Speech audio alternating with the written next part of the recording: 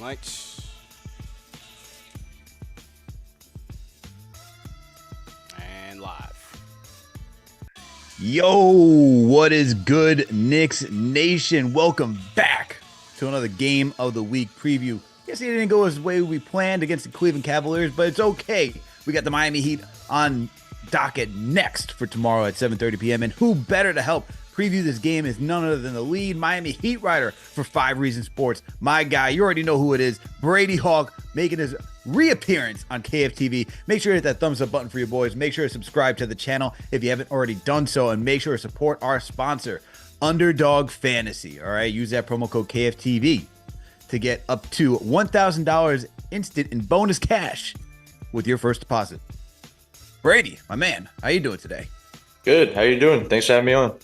Of course, man. As always, I'm doing well, man. You know, I could be better, you know, with if we won yesterday, you know. Hopefully things go in the Knicks' favor tomorrow so I can feel even better because it is against, you know, one of our rivaled foes, the Miami Heat. But we'll see how it all pans out. But, you know, let's just jump right into this. I got to ask you a couple of questions. You know, got to start off with, what did you think? I know you cover the Miami Heat. What did you think when you saw the Knicks make these offseason moves for Mikal Bridges and Karl Anthony Towns? Yeah, I'll say first off, the Bridges thing I thought was crucial in terms of a Miami matchup in general, is because like from their perspective is when they face these teams with like a bunch of defensive wings, it's always kind of the worrisome teams you have to worry about. So I thought just the fact that they have OG, Mikal, Josh Hart down the line, like that, those are the type of guys that do bother them, and it's like the type of bodies you throw at a guy like Jimmy. So they have options across the board there. So I like that pickup. The Towns pickup obviously was pretty shocking, I think, to everybody that they kind of made that type of move. Another from Miami's perspective, it feels like it's another punch in terms of just firepower that they have offensively. But I think that also, if you were asking from Miami's perspective, it's like there's a guy that they can attack, that there's an actual opening against this Knicks defense that there wasn't in the past. Like it feels like they can at least go at something in terms of drop, and Miami's leaning into their guards this year. So there's an opening there. But I think overall, I like the pickups. I think that makes sense for their team, even though having to part with a guy like DiVincenzo and kind of the vibes part of it. But as we know, and I think as a lot of Miami fans want, is change and newcomers coming in. So the fact that you have like a bunch of revolving doors over there, I don't think is the worst thing.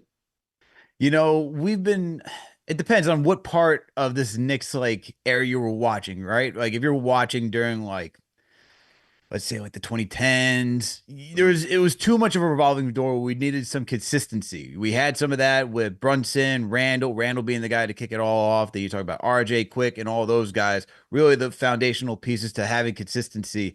But now, as you mentioned, you know, you have a revolving door, and look, it's a new starting five. They're trying to figure things out. Yesterday, you know, I have my gripes where, you know, you get a guy like Karl Anthony Towns. He's only taken 2 3-pointers.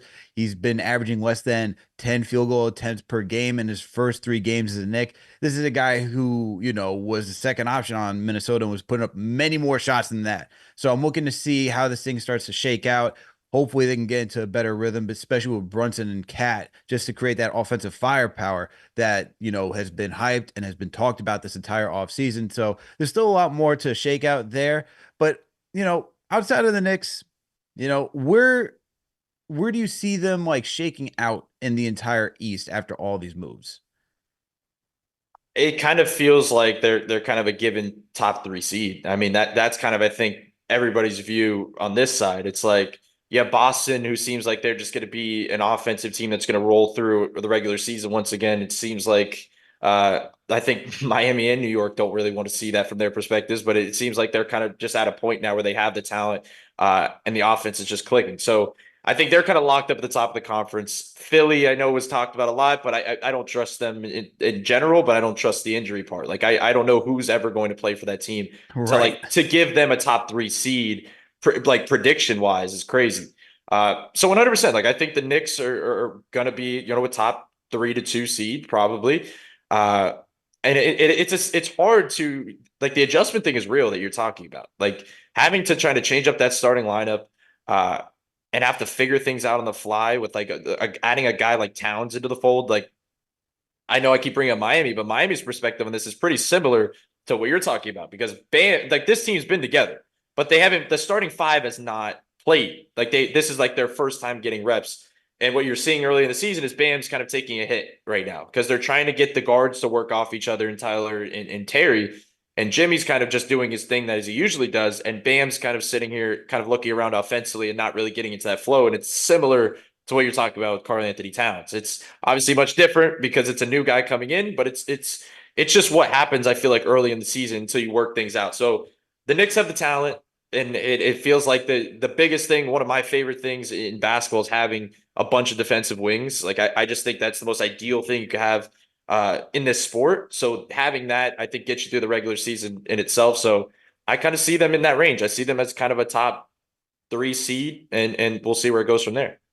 Salute to Knicks Nation. Thank you all for tuning in for another game of the week preview. With me on the other side is my guy, Brady Hawk. He is the lead Miami Heat writer for 5 Reasons Sports. Make sure to hit that thumbs up button for your boys. Make sure to subscribe to the channel. Make sure you use that promo code KFTV when you sign up for our sponsor. Make sure to support our sponsor, Underdog Fantasy. Brady, let's get into the Miami Heat now. All right. I know some Knicks fans are going to be in this chat like, oh, why are we going to do that? But I also know we got, because let me tell you something, man. Whenever I bring you on 5 Reasons Sports, you guys always bring the heat. Your listeners always come through and just flood the comment section, the channel chat, whatever it may be. So let's start talking about the Miami Heat. And I first got to ask you about this. What is with the D Wade statue, man? That looks nothing like him at all. What is happening out there? I know he was in the room, he approved it, but come on, man. Like, was he just being kind to the artist? What's going on here?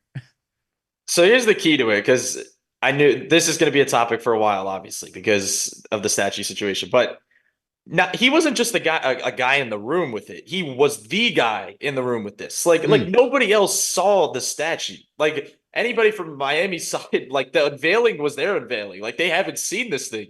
So I thought it was. I mean, he thought the jokes were funny. So like the jokes were hilarious. But like the idea that like he was like shocked by it and like he didn't like it and all this stuff. Like no, he loves it. Like, and I don't think he's just saying that. Like he was the guy. He went back and forth to like Chicago when they were making it, and he was the one talking about the key details in it. Like you even see the gum in his mouth that he played with for this. Like he was very specific about this.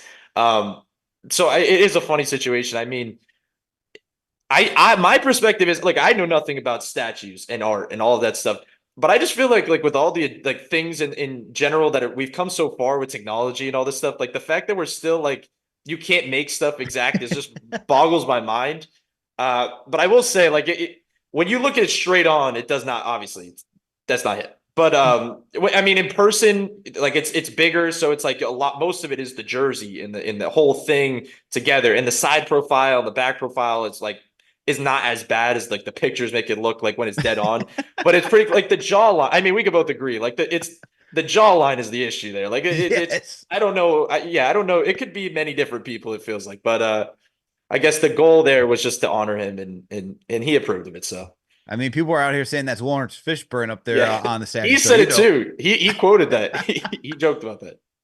You know, it could be Frasier from the show Frasier. You know, like it's all over the place when you see this statue. But you know, I just had to ask, man, start off with that, just because it's been making the X wave, the internet wave, whatever you want to call it. So just had to ask about that. But with regards to like statues, I mean, you saw Ronaldo didn't get a proper statue. I mean, we have who was it? Was it Allen Iverson statue was way too tiny out in Philadelphia. Now I get that that's just kind of the theme, but it's like. It's AI, man. Like, you know, like, can we just make it? When I think of a statue, it's got to be larger than life. And at least the Heat did that right. It's like, oh, now we got a larger than life statue, but hey, it is what it is at this point. But let's now talk about maybe now let's talk about the game. Let's talk about this matchup. Let's talk about the team, I should say, in general, before we get to the matchup. So, what is, you know, the Heat last season? You go into the postseason facing the Celtics round 1, you lose Jimmy Butler, you know. Not the way that you want to see it unfold. What's the temperature check for Heat fans now entering this season? Like, what's your whole what's their whole thought process? Like, what's the expectations? I mean, I'll say the temperature check originally was, I think a lot of people are fearing that this roster is getting stale. and it needs a change of some kind. And obviously they traded for Terry last year, and that was kind of the piece. We didn't really get to see that put together because he got injured. When he came back, Jimmy got injured, and there was just so many injuries last season. So in their eyes, he's kind of still the big acquisition for this team. And then you look at the dynamic of Jimmy with the whole contract situation, and I think that was the worry real coming into the season was like, how is his attitude going to be? Because if he's kind of, you don't know where he's going to be at in a headspace, then you're really in trouble. But he's come in focused on the season, focused like he always is in the past, and it seems like the vibes were right to start the year at least. But aside from that, the whole worry, vibes aside, it was about the basketball. It was about the offense being fixed because the offense went through some real issues last season. And they changed up, as Spo talked about, like they've created a whole new offense. Like they've changed everything and kind of re-scoped a lot of the things where they're leaning more on their guards, where it's like Jimmy and Bam will get theirs. They'll kind of figure it out kind of thing, but they're reshaping things into leaning into Terry and Tyler. And also leaning into this new dynamic. And I say new when it's like Miami's kind of the last of the party here, but like cutting out mid ranges as much as possible and just trying to get more threes up and more layups up. Every team says that to start the seasons. Like if you go probably through every media day, it's probably every team, every coach is saying that, but they've been really adamant about it because you look across their 4 best players, that's 4 mid-range shooters. You have Bam who operates in there. Jimmy's still a mid-range shooter at this stage, and Terry and Tyler are big fans of the mid-range pull-up. So they've kind of figured that out at least, that they are leaning into that. You look at this past game you're coming off of, Terry and Tyler got up like 23 threes. So they are leaning into that. So the temperature check is that if that can be sustainable, because we're at game 3 here. There's 79 more games, and I don't know if this is going to last. But if they could find a way to last with the offensive consistency and just the mindset of that, added on that they're just healthy. Because look, I don't remember many Heat Knicks matchups where both teams were healthy, and here we are. Like we're gonna get a head-on game of like actual. And I know you could get into it probably a little more, but like the Brunson injury, I think had people saying, okay, like is this one where he like misses a game or so? But obviously he came back in, so it was like, okay, we want to see a healthy matchup here. But yeah, I'd say that's the temperature check is more so a big focus on the offense, and them trying to figure it out, and just health. Like Pat made the big speech in kind of after the season last year. They had availability. They have to be available. Jimmy can't miss this many games. Tyler can't miss as many games. Terry can't miss as many games. So it's like, once they get that in check, let's see where you can land. And then if you kind of show where you are landing as an offense when totally healthy, then we can make the right moves around that at the deadline. That's so fascinating to get up more threes.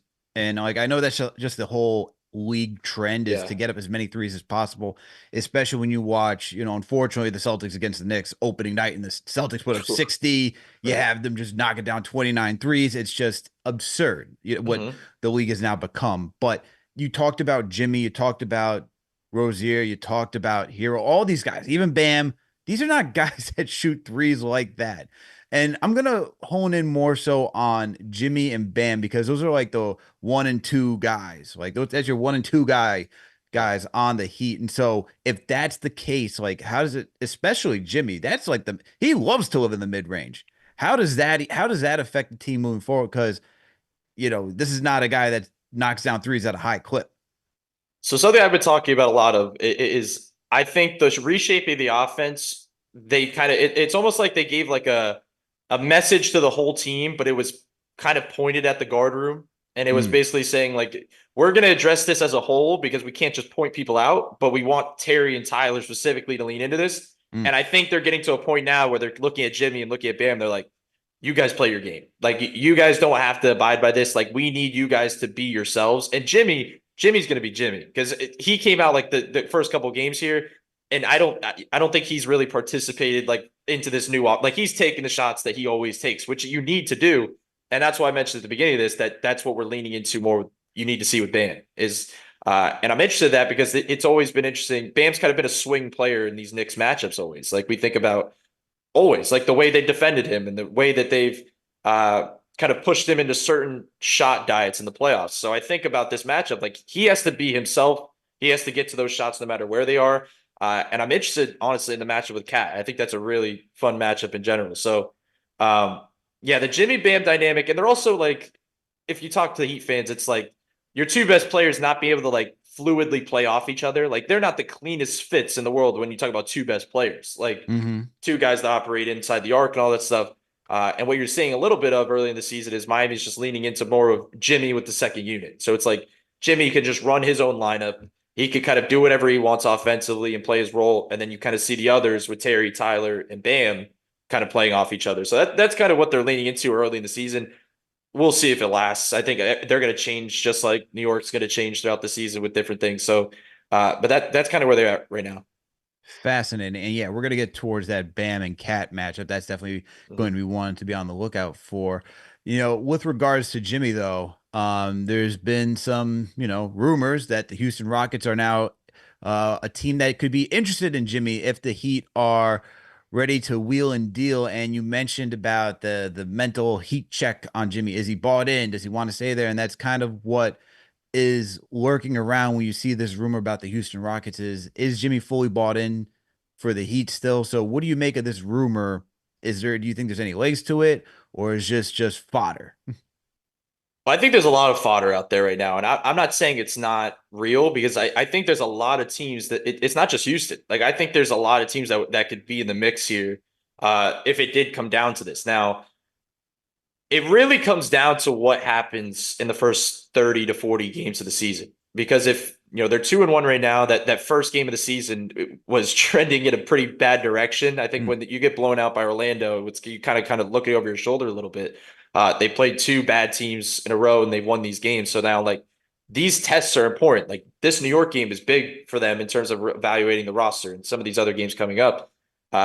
So I do think there's something to it. Like, I don't really know what they'd want in return from a lot of these teams. Like, Houston is an interesting one because I've seen a lot about it, and it's like a lot of guards in return. And I'm looking at, like, Miami does not want a bunch of guards coming back. So it's like, I think if it did come down to it, they'd want draft capital, no matter, around the league, wherever it is. And there's a couple teams that I think would want Jimmy. I know the Golden State's been thrown out there too. It's like, if they want a guy to put next to Steph, he's somebody to, I guess, throw in the mix, and they have some young players. But ultimately, I think it's going to come down to Miami's going to be probably right above that play-in around the deadline.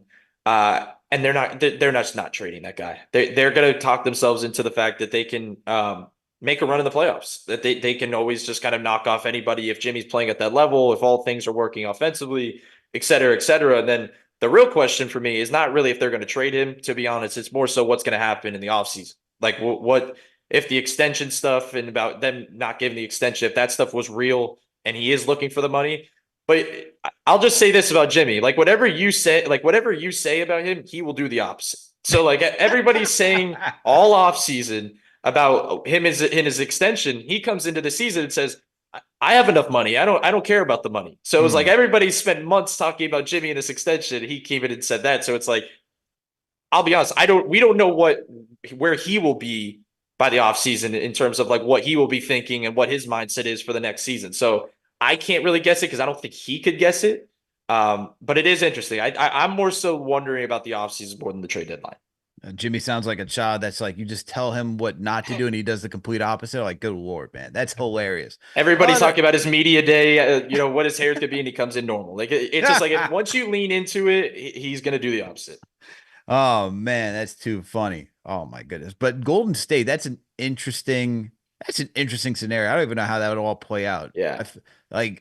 Oh man, there's just too many trade scenarios. I mean, I know I didn't see it as like a report, but I think it was like through Fanside where they made a hypothetical with OKC, and it's just like, I don't know how OKC could even get into the mix like that. There's just so much out there right now for Jimmy, Right. and like, I get it. It was disappointing last season, but even getting back to your point where Bam and Jimmy are not like the perfect fit, like they've made 2 NBA finals on the team. They've made it to many Eastern Conference finals. It's like, for a fit that's not really perfect, it's done, it's done most of what you need to do, which is just get there and be at the spot.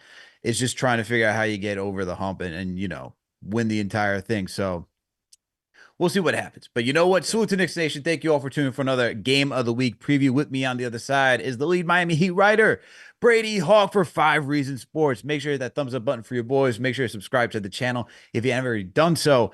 And make sure to support our sponsor, Underdog Fantasy. Use that promo code KFTV to get up to not 100, not 200, but 1,000. That's right. I said it. 1,000 bonus points when you sign up for when you make your first deposit. Okay. And look, I love using Underdog. It's a lot of fun, especially when it comes to the NBA. All you got to do is just choose a minimum of 2 players, choose higher or lower on any statistical category, and you can go out there and win. And the more you choose, the more money you win. And hey, the more you choose, the option it gives you where you don't need to make all of them correct. So let's say you choose 3, right?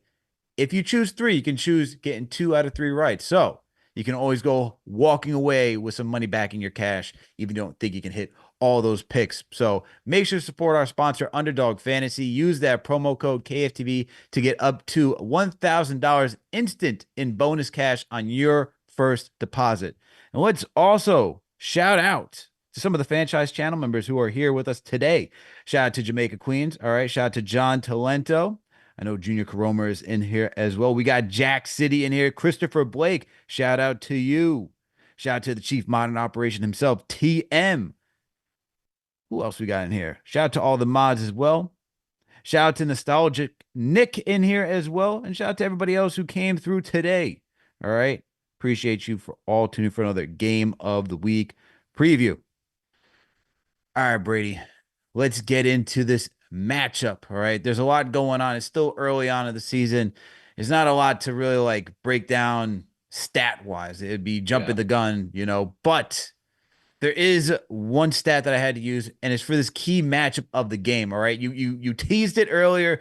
We got to talk about the key matchup, which is Karl Anthony Towns versus Bam Adebayo. We already know how Bam is. He is a defensive stalwart for the Miami Heat. The dude has improved his offensive game, especially within 15 foot or closer around the rim. And he has just become, one of the premier centers in the NBA. On the other side, he's not necessarily the best known for defense, but he is an offensive juggernaut in the league. That is one Karl Anthony Towns, all right? He definitely knows how to put the ball in the hoop. That's why the Knicks went out and got him, and he's especially good from knocking down threes at a distance.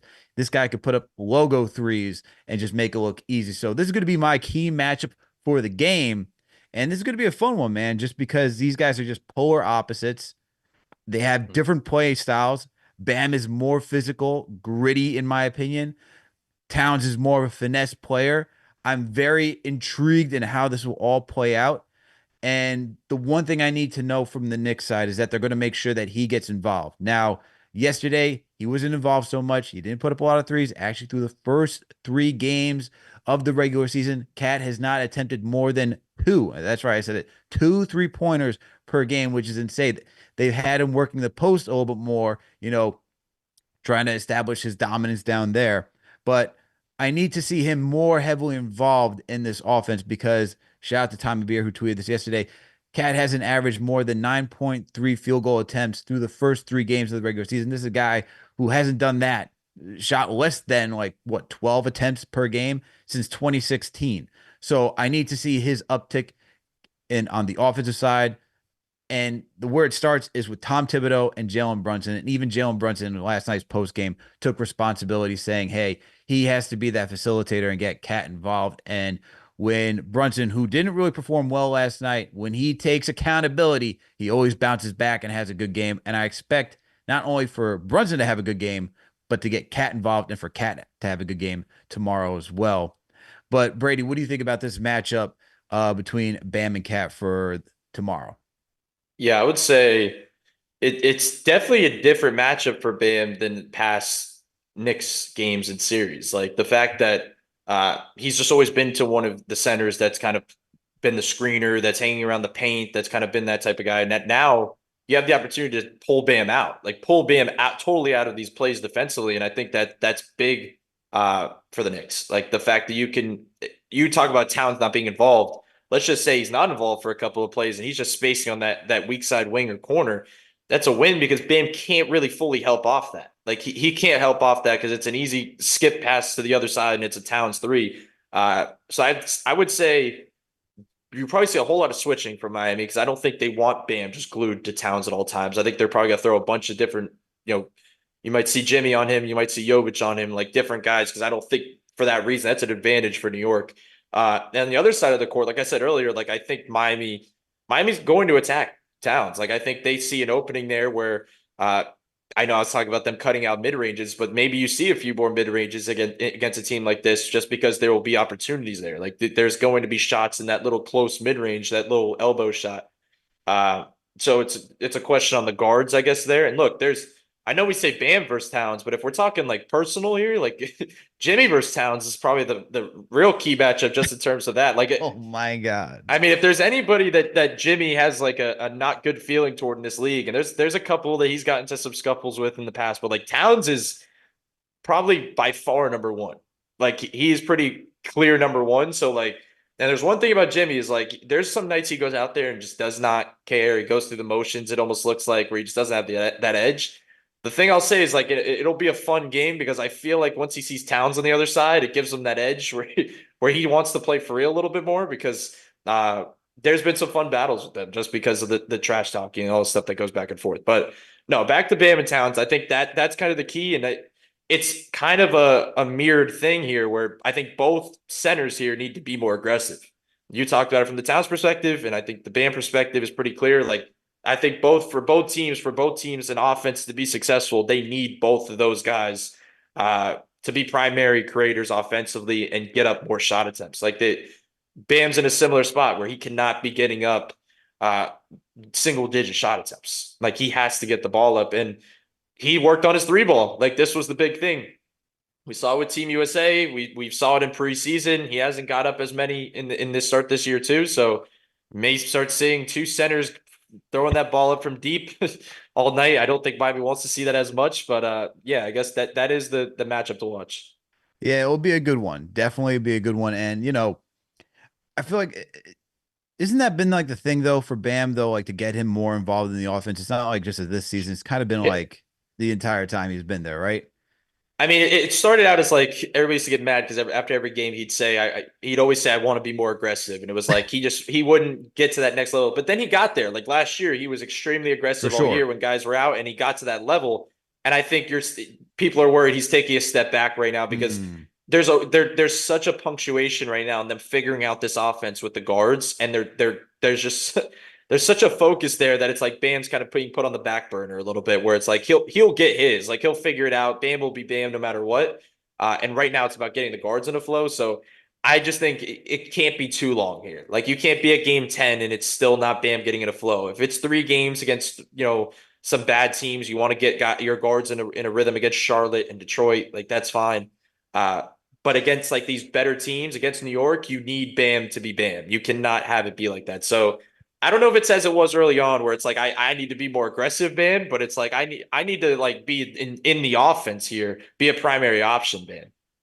Yeah. Okay. So okay. We'll see what happens tomorrow. All right. We'll, Mm-hmm. we'll see what happens tomorrow between both centers. But there's other matchups that are going to be interesting as well. I'm curious to see the direction that they go with guarding Jimmy Butler for tomorrow's matchup because we got Wingstop Mm-hmm. as we have designated Mikal Bridges and OG Anunoby on this side. And I'm Mm-hmm. wondering, do you want to put OG on Jimmy for tomorrow based on physicality, or do Yeah. you want the wingspan of Mikal Bridges on Jimmy Butler? And this is where it's a little intriguing just because you also we're unsure of what is going to happen to Josh Hart tomorrow. So things could just be a little wonky. I don't think too Mm-hmm. much, but wonky enough because if there's no Josh tomorrow, I see Deuce potentially getting that call up, and then it's deciding, hey, do you want to put Brunson on Hero, which will probably it's either Hero or Rozier, which it could go either way.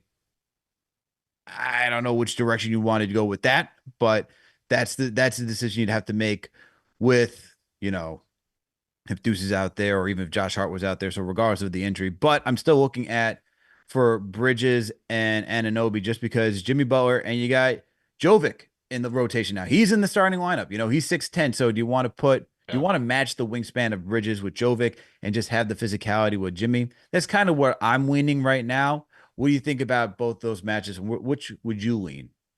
I mean, I don't want to give the game plan away here, but like if I'm New York, I would 100% put OG on Jimmy. Like, and I don't think length is what bothers him. It's more so the strength and physicality that you mentioned with OG. Like I think like if it's Bridges and you're leaning length, like I still feel like he could put a shoulder into him and get to his spots and get fouled, do all that stuff. Whereas OG's he's just so much harder to move. So it's like it feels like he's the type of defender that's built to guard Jimmy. I don't know if they would even go Bridges on Jovic. A lot of teams have put, their even guards on Jovic just because they'll force him to go get on the block and create. And that's what he worked on in the offseason and stuff. So if he's standing around at the 3-point line, they could put a McBride or even a Brunson, I guess, even just kind of putting on out at the 3-point line. And if I'm New York as well, like once again, like not giving game plans away, but like I would put Bridges on Tyler because he's the one that kind of struggles against length. Like he's the one that's like, if he has a size advantage on you, he can get to his spots. He could put his shoulder down. He could do certain things. He can do stuff off a screen. Bridges can get it, like really get through those screens. His length, I think, would bother him. So I'm curious to see. Josh Hart, as you mentioned, would be the swing player because all this changes if they're running these different lineups. But Bridges on Tyler would be interesting to me. OG on Jimmy would be interesting. They probably put a smaller guy on Jovic than Towns and Bam. So in that case, you're going to see a lot of Miami's gotten away from a little bit of the pick and roll basketball. They just have that's part of the new offense. Like they're trying to work just more off ball screening and swinging and just all this other stuff. That I think this is a matchup with if New York does go with those type of counters, that Miami probably leans more into pick and roll stuff and Bam screening and they go at Towns and drop, and that's probably their way out. But I am interested in that. I'm interested to see how Jimmy would deal with this many wing defenders because Orlando was big. Like Orlando has functional size across the board, and that bothered him. Like that type of size always kind of stumps Miami. So we'll see if that happens again. We'll see what they do against those type of matchups. And not to give the game plan for Miami, but I feel like that this is the time that you do want to run the pick and roll where you have Brunson and Town. Yeah. So, which is what every other team has been doing. So Right. I figured that's the way you would want to go. So it'll be interesting. And now that I think about with Josh Hart, you talk about putting like a smaller player on Jovic. That's probably where Josh Hart would go. Yeah. And then you put Help defender. yeah, and then you would put Bridges on Hero, and that would make a little bit more sense. So we'll see how it all unfolds tomorrow. You know, I'm shocked because it looked like Josh Hart got a serious injury yesterday, where I think it was Karis LeVert who ran into him, and it looked like it was. You don't even know like what happened to Josh, whether it was an ankle or just like a bruise. It sounded like it's just a bruise on his leg that just happened yesterday, just from the collision. But we'll see, man. He's questionable yet again. He was questionable for yesterday's game. He's questionable for tomorrow's game. So Josh is just so key to what the Knicks do because he's a rebounder. He's the guy that does all the dirty work. He could be a connector. You know, he could be a guy that attacks out in transition. He's always looking for the leak. He's always trying to look for the leak out passes and stuff of that nature. And so without him, I'm wondering how do you fill that void? And also the Knicks depth already has taken a hit from the preseason. You know, you lost Shamet, who shot the ball well. You already have Precious good be missing time. That's another front court player that's missing time. Jericho since has been so Huck Porty is now getting a little bit more minutes, and he's been doing a decent job. But now, if you don't have Josh Hart for a limited amount of time, I'm not saying he's gonna be out for a long time, but if he's going to start missing games, that's just going to be that's a heavy hit for the Knicks. That is truly a heavy hit for the Knicks. So, you know, I hope that he's okay enough to play in tomorrow's game, but it's still a TBD at this moment. But Brady, getting close to wrapping up here, who do you think is the X factor for the Miami Heat for tomorrow's game? I can give you mine, but I want you to go first since you're the guest. I would say it's Terry Rozier. I think he's probably the X factor in this matchup just because, like I said, big like when you have a bunch of wings against this team, and if they start playing the defense that I know they can, and that Miami struggles with at times when they start kind of just walling you off, Terry's the only guy on this team that can really just create out of isolation and go get a bucket. So they lean into that. Like it seems like this. So if he's in a flow, like if let's say they put Brunson on Rozier, the stuff you talked about, teams are attacking that. I think you see Rozier kind of just getting a lot of shots up out of the pick and roll in general. If he's not hitting, you're in trouble. I just think that's why he's an X factor, because if he's not hitting those tough shots that he's been making and that we know he has made in the past, like that, he's just a tough shot maker.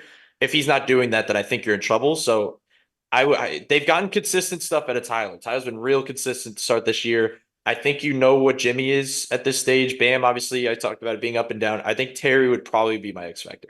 Okay. Terry Rozier is the X factor for your Miami Heat. My X factor for tomorrow's game is OG Anunoby. I think this is the guy who's going to have to step up and do a little bit more of the dirty work if there's no Josh Hart. But also, when I look at what he's doing for this team, it's just the physicality and the defensive presence that he needs to bring. One, guarding Jimmy Butler tomorrow, because I think he will get that matchup. But then two, if there is no Josh Hart, someone's got to do the rebounding. Someone's got to be a little bit more aggressive and doing a little bit more shot creation as well. And so when I'm thinking about, all of that, I'm looking at OG just because he's shown that he can take, like, we already know what he is defensively. We already know what he can be, but offensively, he's already started to step up. And in a game like this against Miami, where it's typically a slugfest, I'm looking at him because I actually don't, and you let me know, like, I will get the starting five, and outside of Jimmy and Bam, I don't really see a lot of great defenders in that starting five. And so this is where I'm saying this is a prime opportunity for OG to start making his mark and just changing it up. And the other reason I'm looking at OG is because, we need to start getting guys more shots on the perimeter. I know OG is a guy who can knock down, especially the corner three. But if we can get an inside presence going, and I think OG showed that he can do a decent enough job doing so, then we can get guys like Cat, Brunson, and even Bridges more threes to put up in tomorrow's game. So I'm looking at OG as my X factor, and we'll see how that all plays out, man. I think it really just comes down to if Josh Hart's going to be healthy. Like, this is where all of this is just it's just like it has the gears of my brain just turning and just trying to figure it all out. So, Bronze matches should be a good one. My guys, actually, I'll ask you one more question. Jaime Jaquez, where's he at? Because I know he made a big presence on the scene last year. What's going on with him? So I mentioned early on, like they've been running these lineups where it's Jimmy with the second unit, and Jaime based his game off of Jimmy in a lot of ways. Like he even before coming to Miami, like that was somebody he watched a lot, and I just feel they're not like, I wouldn't say they can't play together because they actually, like, both of them are really good off-ball movers, but it's not, I think a lot of people heading into the season figured Jaime would get the reps, like, on the ball where he's running a lot of stuff. And they've been at a position where he just hasn't had that opportunity yet, where it's just been a lot more off-ball, spot-up shooting and a lot of stuff like that. So he's a guy that is their ball of energy. Like, he can get, like, run off points sporadically just because he's just an energy guy, and this past game, last night, he just had 9 rebounds, and it's like he's just kind of bitten that, like, gritty type player that does everything. So it's tough because I look at him as an X factor in games more so when there's opportunities to mismatch hunt, and I don't really see that with the New York team. Like, I don't see, like, there's a bunch of guys across the board that he could find and put on his back and go into the mid post. So that's why I wouldn't lean into him. And I still think he's trying to figure out his role in this new grouping and this new rotation and new lineups. So, but he's still going to be one of their season X factors, like 100%. He's the guy that ultimately can push them and puts them at a different level of upside. It feels like for the season if he could really pop. And if it's not Jaime, you got CP's guy out there, backup point guard according to this ESPN depth chart. Alec Burks, that CP's guy. But Brady, appreciate you coming through and helping me break down this game. Please let the listeners know where they can find you if you got any work up and coming. Yeah, I mean, I'm sure all the Knicks fans are dying to see the latest Heat updates. But at BradyHawk305 on Twitter is mostly where you'll catch everything Heat related. So yeah, I'm sure that'll go over well. Hey, there's people who tune into all You're parts right. of the NBA, man. The Miami Heat, the Boston Celtics. People are reading and trying to stay tapped in just because, look, man, you can't just be hyper focused on one team. You got to see what the league's doing at large. So Yes, sir. People are always tapping in, man, and checking out other people's work. But Brady, thank you yet again for coming through for another Game of the Week preview and breaking down this Knicks at Miami Heat game, which will be on tomorrow at 7:30 p.m. Make sure to hit that thumbs up button for your boys. Make sure to subscribe to the channel if you haven't already done so. And make sure to support our sponsor, Underdog Fantasy. Use that promo code KFTV to get up to $1,000 in instant cash bonus when you make your first deposit. Thank you all for tuning in for another Game of the Week preview, as I said. And yo, we'll catch you tomorrow for post-game live after the Knicks face the Miami Heat. All right, everyone. We out.